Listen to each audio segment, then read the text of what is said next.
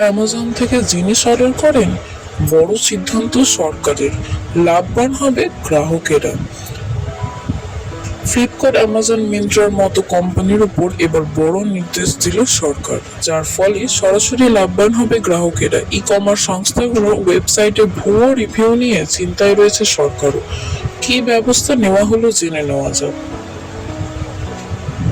আজকের দিনে দাঁড়িয়ে অনলাইন জিনিস কেনার প্রবণতা কয়েকশো গুণ বেড়ে গিয়েছে। সাধারণত দেখা যায় অনলাইন থেকে জিনিস কেনার সময় সকলেই একবার রিভিউ চেক করে নেন। যদি ভালো রিভিউ থাকে তবে সেই জিনিসটি কেনার ঝোঁকেন ক্রেতারা। কিন্তু এই রেটিং এ রিভিউ যে সম্পূর্ণ সঠিক তার গ্যারেন্টি কি আছে?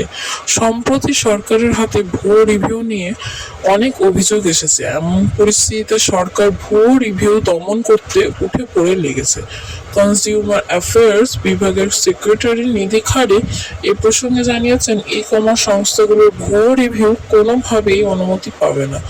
বিষয়টির সঙ্গে জড়িত আধিকারিকরা জানাচ্ছেন, ই কমার্স সংস্থাগুলো অনলাইন প্ল্যাটফর্মগুলি এক্ষেত্রে গ্রাহকদের মন্তব্য এডিট করতে পারবেন না। এমনকি কোনো গ্রাহকের অপছন্দের মন্তব্য ডিলিট করার অনুমতি কোম্পানিগুলোকে দেওয়া হবে না।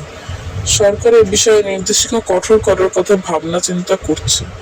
নিধি খাড়ে বলেন, সংস্থাগুলোর এই বিষয়ে সরকারের নতুন নিয়ম মেনে চলতে হবে। যে কোম্পানিগুলো নিয়ম মেনে চলবে না তাদের বিরুদ্ধে কঠোর ব্যবস্থা নেওয়া হবে। তিনি জানান, সরকারের এই সিদ্ধান্তের ফলে গ্রাহক, ই কমার্স সংস্থা উভয়ই দীর্ঘমেয়াদে উপকৃত হবে।